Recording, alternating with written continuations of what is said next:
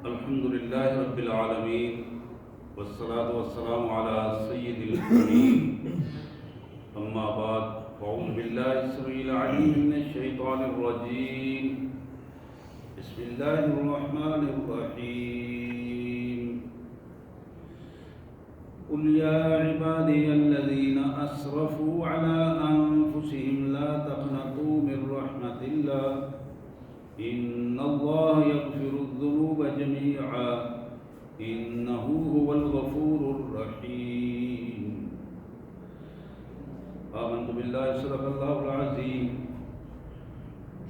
قال النبي صلى الله عليه وسلم التائب من الذنب كمن لا ذنب له قال النبي صلى الله عليه وسلم إن العبد إذا اعترف ثم تاب تاب الله عليه رواه في الصحاح آمنت بالله صدق الله العظيم وصدق رسوله النبي الكريم اللهم صل على سيدنا ومولانا محمد سب بھائی درود شریف پڑھ لیا کریں اللهم صل على سيدنا ومولانا محمد وعلى آل سيدنا ومولانا محمد وبارك وسلم اللهم صل على جميع الأنبياء والمرسلين وعلى الملائكة المقربين وعلى سائر الصحابة والتابعين وعلى عباد الله الصالحين اللہ کے پاک کلام قرآن مجید میں یہ 24واں پارہ ہے اور سورہ زمر 24ویں پارے کا یہ تیسرا رکوع ہے جو آج پورا رکوع ہمارے زیر مطالعہ ہے اور یہ سورہ زمر کی آیت نمبر 53 سے آیت نمبر 63 کا مجموعی طور پر 10 آیات ہیں جو آج ہماری زیر مطالعہ ہوں گی. سب سے پہلے ان مبارک آیات کا سادہ سا ترجمہ اور مفہوم اور پھر نبی رحمت صلی اللہ علیہ وسلم کے فرامین کے پس منظر میں مختصر سی گفتگو. اللہ کے مبارک نام سے جو بڑا مہربان بہت زیادہ رحم کرنے والا ہے. کل میرے پیارے رسول صلی اللہ علیہ وسلم میرا یہ پیغام میرے بندوں تک پہنچاؤ. لفظ کل کا مطلب یہ ہے کہ میرے رسول میرا یہ پیغام میرے بندوں تک پہنچاؤ. پیغام کیا ہے؟ یا عبادی الذین اسرفوا علی انفسہم، اے میرے وہ بندوں جنہوں نے اپنے اوپر زیادتیوں کے انبار لگا دیے. اسرفوا علی انفسہم، گناہ کر کر کے گناہوں کے نیچے دب چکے ہیں. اسراف کہتے ہیں زیادتی کو، یعنی حد سے بڑھ گئے ہیں، بہت زیادہ گناہ کر بیٹھے ہیں، گناہوں کے نیچے دبے پڑے ہیں. لا تقنطوا من رحمت اللہ. اللہ فرماتے ہیں کہ میرے رسول نے بتاؤ کہ اللہ کی رحمت سے نا امید نہ ہونا. لا تقنطوا من رحمت اللہ، لا تقنطوا من رحمت اللہ، اللہ کی رحمت سے قطعاً نا امید نہ ہو. ان اللہ یغفر الذنوب جميعا، حقیقت یہ ہے اللہ تو وہ ذات گرامی ہے، وہ تو مالک الملک ہے جو تمہارے گناہ معاف کر دے گا، سارے کے سارے گناہ معاف کر دے گا. ان اللہ یغفر الذنوب، بلا شبہ وہ مالک گناہ معاف کر دے گا، تمہارے گناہوں کو معاف کر، تم اس کو دور آؤ تو صحیح. یغفر الذنوب، وہ تمہارے سارے گناہوں کو معاف کرے گا. جمیع اگر لفظ استعمال کیا کہ سارے کے سارے معاف کر دوں گا، تم آگے معافی مانگو تو صحیح. اپنے آپ کو میرا بندہ ثابت تو کرو، میرے حضور جھکو تو صحیح. ان اللہ یغفر الذنوب جمیعا، یہ کام کیوں ہے؟ انہ هو الغفور الرحیم، بلا شبہ وہ مالک بہت زیادہ بخشنے والا، بہت زیادہ مہربان. تم اس کی بخشش اور مہربانی کا تصور ہی نہیں کر سکتے، تمہارے تصور سے یہ بات بعید ہے. اتنی مہربانیاں، اتنی بخشش، اتنی نوازشیں. ان اللہ هو الغفور الرحیم. یہ پہلی آیت تھی. اب کائنات کے مالک نے اپنے رسول صلی اللہ علیہ وسلم کے ذریعے اپنے بندوں کو خبردار کیا ہے وقت سے پہلے خبردار کیا ہے، وقت سے پہلے، امتحان سے پہلے بتا دیا ہے، اور وہ خبرداری کمال قسم کی چیز ہے۔ 3 بنیادی چیزیں ہیں، چار بنیادی چیزیں ہیں جو ان 4 آیات میں اللہ تبارک و تعالیٰ نے ہمارے سامنے رکھی ہیں۔ ذرا ان کا تصور کیجیے، ذرا ذہن میں لائیے اور پھر دیکھیے۔ پہلی چیز، وَأَنِيبُوا إِلَىٰ رَبِّكُمْ وَأَسْلِمُوا لَهُ مِن قَبْلِ أَن يَأْتِيَكُمُ الْعَذَابُ ثُمَّ لَا تُنصَرُونَ۔ اپنے رب کی طرف واپس پلٹ آؤ، جہاں سے گئے تھے نا وہاں واپس پلٹ آؤ۔ بندہ بنیادی طور پر اپنے رب کا بندہ ہے، اور جب وہ پیدا ہوتا ہے تو فطرت اسلام پر پیدا ہوتا ہے۔ نعوذ باللہ کوئی کافر کفر پر پیدا نہیں ہوا، کوئی یہودی، کوئی عیسائی، کوئی مشرک ماں کی پیٹ سے یہ آلودگیاں لے کے نہیں آیا، وہاں سے پاک صاف آیا ہے۔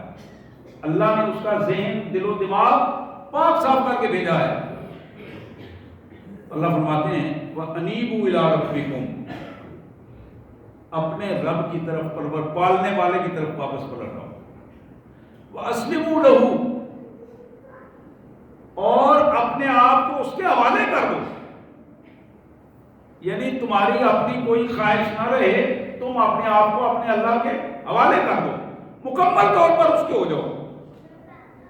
من قبل ان یاتیکم العذاب، اس وقت سے پہلے کہ اس کی طرف سے کوئی عذاب تم پر ٹوٹ پڑے، ثم لا تنصرون، تو پھر کوئی بھی تمہارا مدد کرنے والا نہ ہو۔ اس وقت سے پہلے اپنے آپ کو اپنے اللہ کے حوالے کرو، اس وقت سے پہلے اپنے مالک کے پاس واپس آ جاؤ۔ یہ پہلی چیز تھی، خبردار کرنے کا پہلا نقطہ۔ دوسرا نقطہ اللہ نے فرمایا وَاتَّبِعُوا أَحْسَنَ مَا أُنزِلَ إِلَيْكُم مِّن رَّبِّكُم مِّن قَبْلِ أَن يَأْتِيَكُمُ الْعَذَابُ بَغْتَةً وَأَنتُمْ لَا تَشْعُرُونَ۔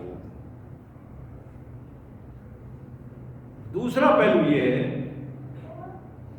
کہ جو کچھ تمہارے پروردگار نے تمہیں حکم دیے ہیں قرآن مجید میں، اس قرآن مجید جو نظام زندگی ہے تمہارا، اس کے مطابق اپنے آپ کو ڈھالو۔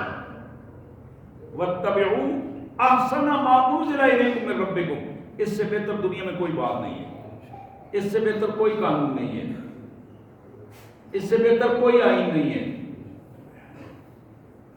کائنات کے مالک نے جو تمہیں زندگی گزارنے کا طریقہ بتایا ہے، حکومتیں کرنے کا طریقہ بتایا ہے، گھر چلانے کا طریقہ بتایا ہے، مارکیٹیں اور عدالتیں اور اسمبلیاں چلانے کا جو اس نے طریقہ بتایا ہے، اس کے مطابق چل جاؤ۔ وَاتَّبِعُوا مَا أُنزِلَ إِلَيْكُمْ أَحْسَنَ مَا أُنزِلَ إِلَيْكُم مِّن رَّبِّكُم، وہ بہترین نظام جو مالک نے تمہیں قرآن مجید کی صورت میں دیا ہے، اس کے مطابق اپنے آپ کو ڈھالو۔ اس وقت سے پہلے کہ اچانک تم پہ اس کا عذاب ٹوٹے اور تمہیں اندازہ ہی نہ ہو کہ یہ کیا ہو گیا ہے، اور پھر تم رونا شروع کرو کہ پتہ نہیں یہ کیا ہو گیا، پتہ نہیں کیا ہو گیا۔ وقت پہ پتہ لگاتے تو پتہ ہوتا نا، جب وقت پہ پتہ نہیں لگایا تو پھر یہی کہنا کہ کیا ہو گیا۔ حضرات تیسری بات، ان تقول نفس یا حسرتا علی ما فرطت فی جنب اللہ وَإِن كُنتُ لَمِنَ السَّاخِرِينَ۔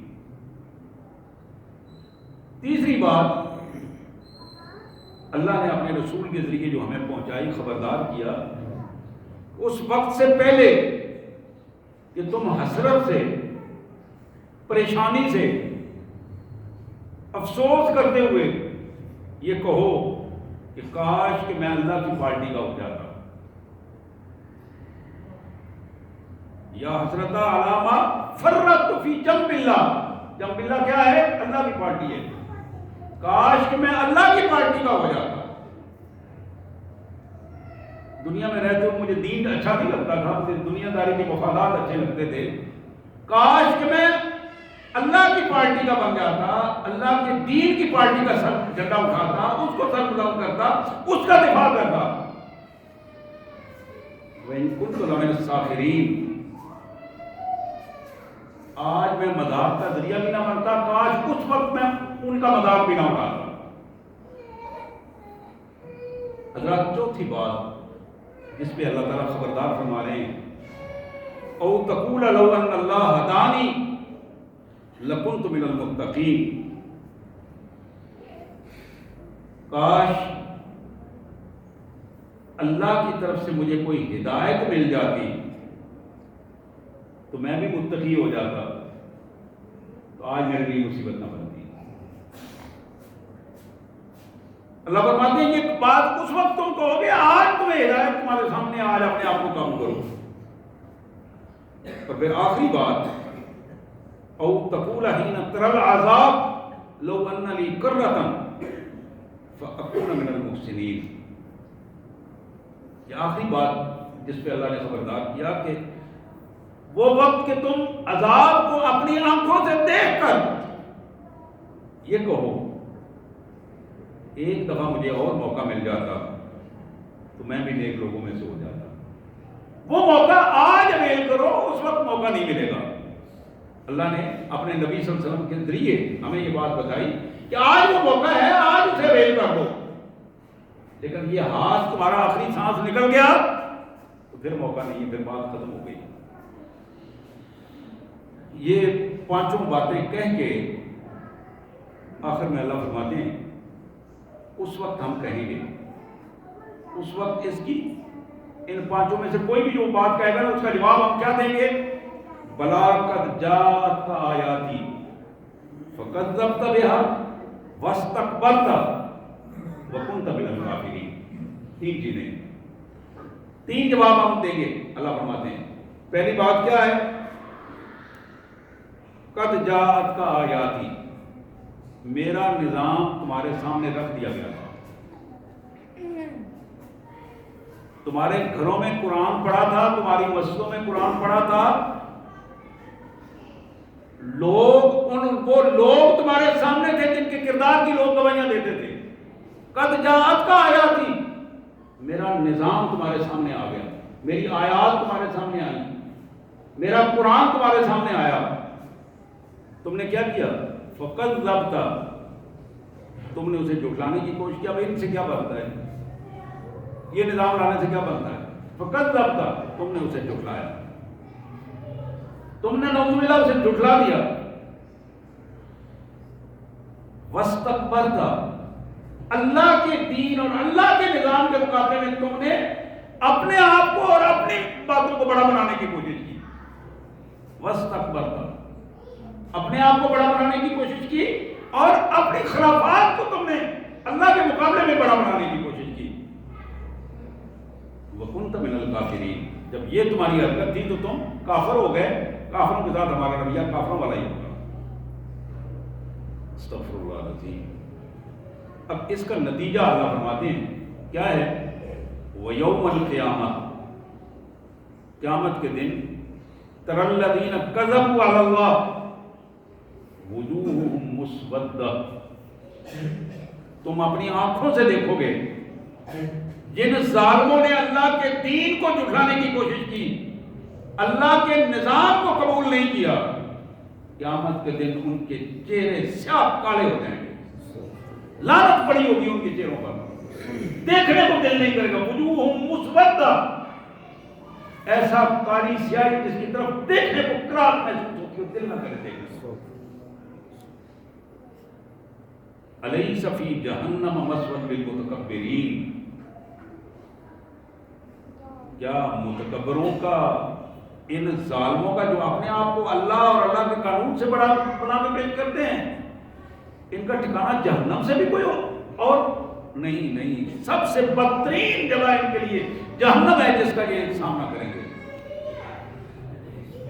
وَيُنَجِّي اللَّهُ الَّذِينَ اتَّقَوْا بِمَفَازَتِهِمْ، اللہ اپنے متقی بندوں کو کامیابیاں دے کر، عزت دے کر، اللہ تعالیٰ پروٹوکول کے ساتھ ان کا استقبال کروائے گا جنت میں۔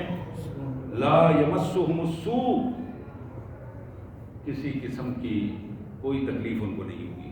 لا یمسہم السوء، نہ رویے کی، نہ عمل کی، نہ اشارے کی، نہ کنایے کی، نہ مذاق کی، نہ استہزاء کی. لا یمسہم السوء، کسی کی ضرورت نہیں ہوگی کہ ان کی طرف کوئی میلی آنکھ بھی دیکھ سکے. لا یمسہم السوء ولا هم یحزنون، اور اس کا مستقبل کا کوئی کھٹکا بھی نہیں ہوگا کہ پتہ نہیں کیا بنے گا، کوئی جائے ملے گی کہ نہیں ملے گی. ولا هم یحزنون، کوئی کھٹکا نہیں ہوگا. میرے پیارے بھائیوں بہنوں، یہ 8 آیات بیان کی مالک نے، اور آخر میں اپنا تعارف کرایا ہے کہ جو یہ تمہیں کہہ رہا ہے تمہارا مالک وہ کون ہے؟ اللہ خالق کل شیء، وہ مالک ہے جو ہر چیز کا پیدا کرنے والا ہے، جس نے تمہیں بھی پیدا کیا ہے، تمہارے ماں باپ کو پیدا کیا ہے، جس زمین پر رہتے ہو وہ زمین اس نے پیدا کی ہے، جو کھاتے ہو وہ رزق اس نے تمہیں دیا ہے. اللہ خالق کل شیء وہو علی کل شیء وکیل، اور وہ ہر چیز پر پوری قدرت اور پوری گرفت رکھتا ہے، کوئی بھی اس کے گرفت سے باہر نہیں ہے. لہو مقالید السماوات والارض، زمین اور آسمان اس کے خزانوں سے بھرے پڑے ہیں، اور خزانے سارے کے سارے اسی کے ہیں، کسی کی دسترس اس میں موجود نہیں ہے. کوئی پیارا ہو، کوئی اپنا ہو یا بیگانہ ہو، سب اس کے محتاج ہیں. نبی بھی اس کے محتاج ہیں، رسول بھی اس کے محتاج ہیں، صحابہ بھی اس کے محتاج ہیں، اللہ کے ولی بھی اس کے محتاج ہیں، نیک بندے بھی اس کے محتاج ہیں. سب اس سے دعائیں کرتے ہیں، سب اس سے مانگتے ہیں، سب اس کے سامنے پیشانیوں کو نیچے زمین پر رکھ کر فخر محسوس کرتے ہیں کہ وہ اپنے اللہ کے حضور اپنی پیشانی کو نیچے رکھا ہے، اور اللہ کے حضور اس کی ہمیں توفیق ملی ہے کہ اللہ کے نبی بھی اس پر فخر کرتے ہیں، اللہ کے رسول بھی فخر کرتے ہیں، صحابہ بھی، اور اللہ کے نیک بندے بھی. لہو مقالید السماوات والارض، زمین و آسمان کے خزانے اس کے ہیں، اور اس کی ساری گرفت اور چابیاں اور اختیارات اس کے پاس ہیں. والذین کفروا بآیات اللہ، اور جو لوگ اللہ کے احکامات کو ماننے سے انکار کر دیتے ہیں، اولئک هم الخاسرون، اس دنیا میں بھی وہ گھاٹے میں اور آخرت میں بھی گھاٹے میں رہیں گے. سبحان اللہ وبحمدہ، سبحان اللہ العظیم وبحمدہ، نستغفر اللہ. سبوح قدوس ربنا ورب الملائکۃ والروح. اللہ اکبر، اللہ اکبر، لا الہ الا اللہ، واللہ اکبر، اللہ اکبر وللہ الحمد. 2 حدیث میں نے پیش کی تھی. یہ آیات تھی جو ہمارے زیر مطالعہ تھی، سورہ زمر کی آیت نمبر 53 سے 63 تک. یہ تیسرا رکوع تھا سورہ 24ویں پارے کا تیسرا رکوع. یہ میں تیسری دفعہ بتا رہا ہوں صرف اس لیے کہ میری بہنیں، میرے بھائی اس کو نوٹ کریں، ذہن میں بٹھائیں، اور گھر میں جا کے ان آیات کا مطالعہ کریں. قرآن سے اپنا تعلق پیدا کریں، قرآن سے تعلق پیدا کریں. اس مقابلے کی ضرورت نہیں کہ میں نے 4 قرآن پڑھے ہیں یا 5 پڑھے ہیں یا 10 پڑھے ہیں، یہ مقابلے کی ضرورت نہیں. ضرورت اس چیز کی ہے کہ میں نے قرآن کتنا سمجھا ہے اس رمضان میں. اس رمضان میں نے پہلے رمضان کے مقابلے میں قرآن مجھے کتنا سمجھ آیا ہے، یہ ضرورت ہے. اور یقین کیجیے یہ ضرورت ہی بنیادی طور پر ہماری کامیابی کی ضمانت ہے. ہماری تراویح، راتوں کا قیام اللیل اور دن کا روزہ، ان سب کی جو بنیادیں ہیں میرے پیارے بھائیوں وہ قرآن ہے، اللہ کا دیا ہوا نظام زندگی ہے. اس نظام زندگی کو جو بندہ قبول کر لیتا ہے، اپنی انفرادی اور اجتماعی زندگی میں لے آتا ہے، آپ یقین کیجئے اس کے روزے بھی قبول ہیں، اس کے قیام اللیل بھی قبول ہے، اس کا تھوڑا بھی قبول ہے، اس کا زیادہ بھی قبول ہے. لیکن جس بندے نے اس حقیقت کو سمجھ نہ سکا، اللہ سے وہ تعلق استوار ہی نہ ہو سکا، مالک سے وہ رابطہ بن ہی نہ سکا اس کا، تو پھر وہ بندہ ذلت و رسوائی کا شکار ہوگا، دنیا میں بھی آخرت میں بھی. میں عرض کر رہا تھا کہ 2 حدیث میں نے پیش کی تھی آپ کے سامنے. ایک حدیث مبارک یہ تھی، سیاستہ کی حدیث ہیں. حضور اکرم صلی اللہ علیہ وسلم نے فرمایا التائب من الذنب کمن لا ذنب لہ، گناہوں سے سچی توبہ کرنے والا نافرمانیوں سے سچی توبہ کرنے والا بندہ اس طرح ہے جس طرح اس نے گناہ کیا ہی نہ ہو. اللہ تعالیٰ اس کو اس طرح صاف کر دیتے ہیں، پاک کر دیتے ہیں جس طرح اس نے گناہ کیا ہی نہ ہو. یہ جو توبہ ہے، گناہوں سے توبہ، اس کا احساس اندر پیدا ہوتا ہے، زبان سے نہیں، اندر سے. اور ضرورت یہ ہے کہ اندر پاک صاف ہو جائے، جھوٹے لوگوں کی توبہ نہ ہو، سچے لوگوں کی توبہ ہو. اور سچا آدمی جب توبہ کرتا ہے تو پھر توبہ کے اثرات اس کے عمل پر، اس کے جسم پر، اس کے نظریے پر، اس کے پوری نیت اور اس کی ہر چیز اس کی واضح نظر آتی ہے. اور وہ نظر آنے کے لیے نہیں یہ سب کچھ کرتا کہ میں لوگوں کو دکھاؤں. میں نے جو بات کی نظر آنے والی وہ قدرتی ایک رویہ ہے کہ اس کے یہاں نظر آئے گا آپ کو. لیکن جو بندہ دکھانے کے لیے کرے گا وہ ذلت و رسوائی کا شکار ہو جائے گا. اسی کی دوسری حدیث جو اللہ کے رسول صلی اللہ علیہ وسلم نے فرمائی کہ گناہوں سے سچی توبہ کرنے والا ایسا ہے جیسا کہ اس کی ماں نے آج اسے جنا ہے. یعنی وہ فطرت اسلام پر آ گیا، وہ بندہ پاک صاف ہو گیا. دوسری حدیث مبارک جو میں نے عرض کی تھی، ان العبد اذا تعرف ثم تاب تاب اللہ علیہ. جب بندہ اپنے گناہوں کا اعتراف کرتا ہے، اس جملے میں ذرا غور کیجیے، جب بندہ اپنے گناہوں کا اعتراف کرتا ہے، مانتا ہے. جو نہیں مانتا وہ تو ویسے ہی ذلت و رسوائی کا شکار ہے، جس کو اس کا ادراک ہی نہیں ہے کہ میں گناہ کر رہا ہوں کہ نہیں کر رہا ہوں، کہ مجھ سے جرم ہو رہا ہے کہ نہیں ہو رہا. یہ بڑا فرق ہے ان دونوں کاموں میں.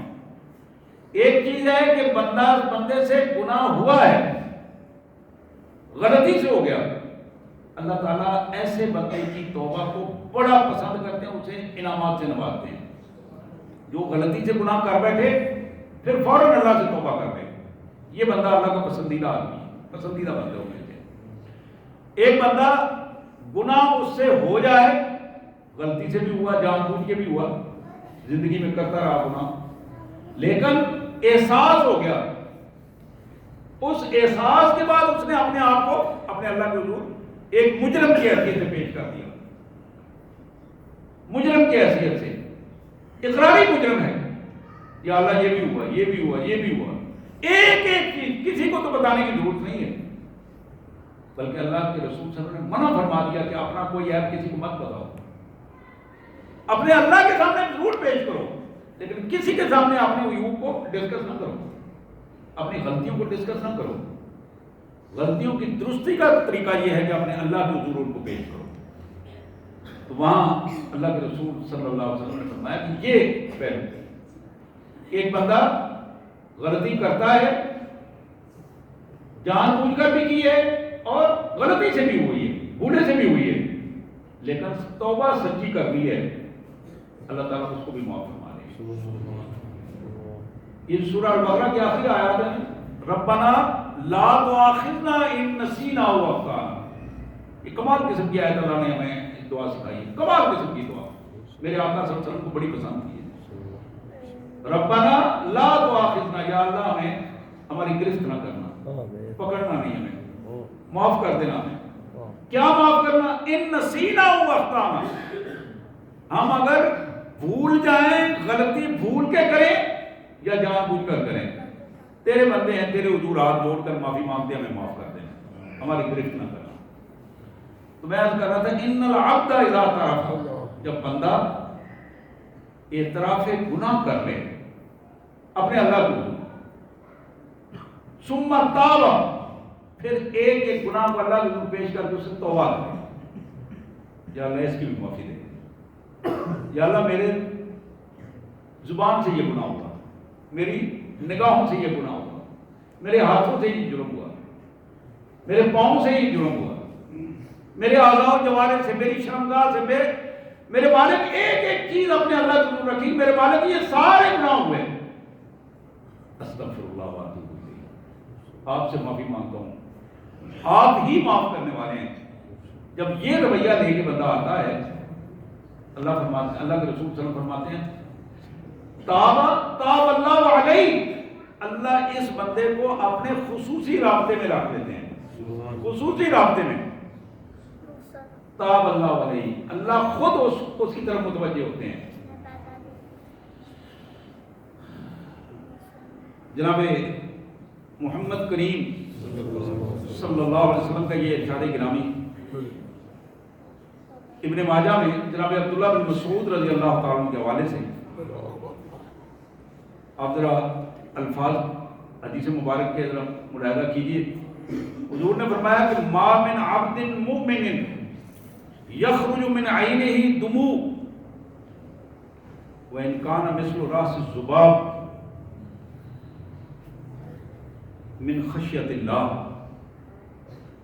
ایک بندہ مومن کی آنکھ سے اللہ کے ڈر کی وجہ سے، اللہ کی محبت کی وجہ سے وہ رو پڑا، آنکھوں میں آنسو آ گئے.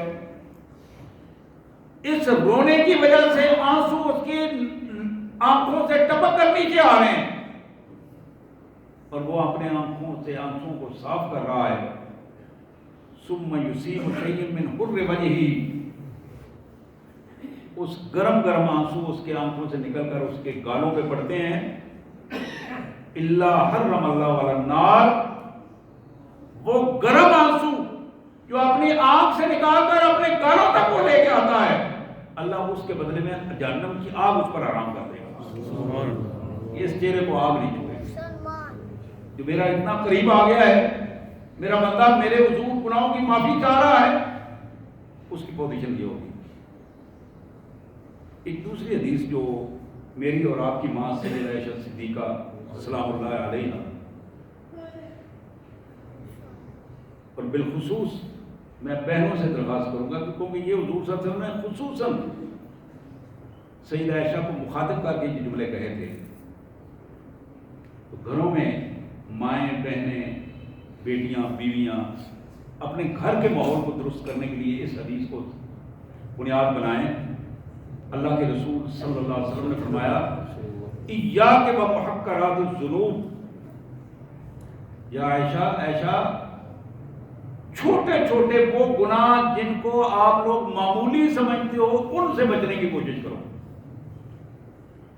چھوٹے چھوٹے وہ گناہ جن کو تم معمولی سمجھتے ہو، اس سے کچھ بھی نہیں ہو جاتا، یہ زبان کی بات ہے، بس نکل جاتی ہے بات، ان کو ہو گئی ہے، کرتے رہتے ہیں ایسا. چھوٹے چھوٹے گناہ، یہ آنکھوں کی بے احتیاطی وہ کیا کریں گے، ہوگی. کانوں کی بے احتیاطی ہے، سماعتوں کی بے احتیاطی. حضور نے فرمایا کہ خصوصی بچوں سے، یہ ہم یا نعبد یا نستعین پڑھتے ہیں، صرف تیری عبادت کرتے ہیں، یعنی خصوصی طور پر ایاک و محقرات الذنوب، گناہوں میں جن چیزوں کو معمولی سمجھا جاتا ہے ان سے خصوصی طور پر پرہیز کیا کرو. پھر اللہ نے فرمایا فَإِنَّ لَهَا مِنَ اللَّهِ طَالِبًا، یہی وہ چھوٹی چھوٹی چیزیں ہیں جو اللہ کے ہاں بعض اوقات گرفت کا سبب بن جاتی ہیں. آج میرے اور آپ کے معاشرے میں جہاں ہم رہتے ہیں چھوٹے چھوٹے معمولی گناہ تو بہت پیچھے رہ گئے ہوئے ہیں، ہم تو بلڈروں سے بھی آگے نکل گئے ہوئے ہیں. اللہ تعالیٰ معاف کرے، من حیث القوم ہم گٹر پہ کھڑے ہوئے ہیں، اپنے آپ کو ہم نے آلودہ کیا ہوا ہے گناہوں کو، پھر گناہوں میں نترے ہوئے ہیں، پھر اوپر اپنے گندگی ڈال رہے ہیں، پھر اپنے اوپر گندگی ڈال رہے ہیں، اور پھر مطمئن ہے. کیسے مطمئن ہے؟ بس یہ اللہ کے رسول صلی اللہ علیہ وسلم شفاعت فرما دیں گے، فلاں حضرت ہمارے ہیں، وہ حساب کتاب پر لگ جائے گا، کچھ نہ کچھ بن جائے گا، کچھ نہیں بنے گا. یہ بات ذہن میں پکی رہے کہ جب تک اللہ تعالیٰ کسی کو شفاعت کا اجازت نہیں دیں گے، جس کے بارے میں اجازت دینی ہے اس کی نامینیشن نہیں ہوگی، اس وقت تک شفاعت نہیں ہوگی. بڑی معروف بات ہے، اللہ کے پیارے رسول صلی اللہ علیہ وسلم نے ایک موقع پر ارشاد فرما رہے تھے کہ سوائے اللہ کی رحمت سے کسی کو معافی نہیں ملے گی، کوئی جنت میں نہیں جائے گا. ایک صحابی نے عرض کیا وہ انت یا رسول اللہ، میرے آقا آپ بھی راتوں کو کھڑے ہو کر اپنے پاؤں کو سوج جانا پاؤں کا، اور ساری ساری رات سارا سارا دن، تو آپ بھی اللہ کی رحمت کے بدلے. اب فرمایا ہاں الا ان تغمدنی اللہ برحمت، جب تک میرے اللہ کی رحمت مجھے نہیں ڈھانپے گی اس وقت تک میں بھی جنت میں نہیں جاؤں گا. یہ میرے مالک کی رحمت کا یہ نتیجہ ہے، میرے مالک کی رحمت ہے یہ کہ وہ مجھے جنت میں لے جائے گی. میرے پیارے بھائیوں، یہ بڑی بنیادی سی بات ہے جس بات کو ہمیں اپنے ذہن میں رکھنا چاہیے کہ چھوٹے چھوٹے گناہ، معمولی باتیں، معمولی نافرمانیاں، ان سے ہمیں اپنے آپ کو بچانے کی کوشش کرنی ہے. توبہ کے حوالے سے یہ بات ہمارے ذہن میں رہے کہ جب تک ذہن میں پاکیزگی کا احساس پیدا نہیں ہوتا، بیدار نہیں ہوتا احساس، اس وقت تک توبہ کا حقیقت توبہ کی نہیں بنتی. ذہن میں پاکیزگی کا احساس پیدا ہونا پہلی بات ہے. اسی کا دوسرا نام ندامت ہے، جو اللہ کے رسول صلی اللہ علیہ وسلم نے فرمایا 4 شرائط فرمائی توبہ کی. پہلی شرط جو آپ نے فرمایا ندامت ہے. بندے کو یہ احساس ہو جائے کہ مجھ سے غلطی ہوئی ہے، شرمندگی ہو، چھپتا پھرے اپنے کس منہ سے اپنے اللہ کے حضور جاؤں گا، کس منہ سے اپنے اللہ کے حضور جاؤں گا. یہ ندامت ہے. وہ ندامت لے کے جب اپنی آدمی اللہ کے حضور جاتا ہے پھر اس ندامت کے ساتھ معافی مانگتا ہے تو معافی کی کیفیت یہ ہوتی ہے. دوسری شرط یہ بتائی گئی کہ گناہ کو چھوڑ چکا ہو. یہ نہ ہو کہ ساتھ معافی مانگ رہا ہو اور ساتھ دو ہاتھوں سے اکٹھا بھی کر رہا ہو. نہیں، گناہ کو توبہ کے لیے لازم ہے کہ وہ گناہ اس کی زندگی میں نہ ہو، ختم ہو چکا ہو جس کی وہ توبہ کر رہا ہے. تیسری بات یہ ہے کہ آئندہ اپنے اللہ سے وعدہ کرے کہ یا اللہ میں یہ گناہ نہیں کروں گا. جس کی وہ توبہ کر رہا ہے کہ میں یہ گناہ یا اللہ نہیں کروں گا، یا اللہ مجھے گناہوں سے پاکیزگی عطا فرما. چوتھی جو شرط اللہ کے رسول صلی اللہ علیہ وسلم، یہ حدیث ریاض الصالحین میں ہے جو میں بیان کر رہا ہوں، چوتھی جو شرط اللہ کے رسول صلی اللہ علیہ وسلم نے فرمایا کہ اگر اس نے کسی کے ساتھ بدتمیزی کی ہے، بد اخلاقی کی ہے، زبان سے کوئی کسی کا حق مارا ہے، اس کا وہ مداوع کرے گا، اس بندے سے معذرت کرے. اگر کسی کا مال کھایا ہے تو اس کو مال دے، تب توبہ قبول ہوگی. جو کسی انسانوں کے طرف اس کے حقوق کا تعلق ہے اس انسان سے جا کر اس کا مداوع کرائے گا، وہ معاف کر دے، وہ اس کو ادائیگی ہو جائے تو پھر اللہ معاف کریں گے. اس نے ڈبل گناہ کیا ہے، ایک اللہ کا مجرم ہے، ایک بندے کا مجرم ہے. اس حوالے سے یہ چیزیں بھی ذہن میں رہنی چاہیے. اور زندگی کا تو آپ کو پتہ ہے کہ ہمارا ایمان ہے، تجربہ ہے، یقین ہے. ہمیں نہیں پتا کہ ایک لمحے بعد یا لمحے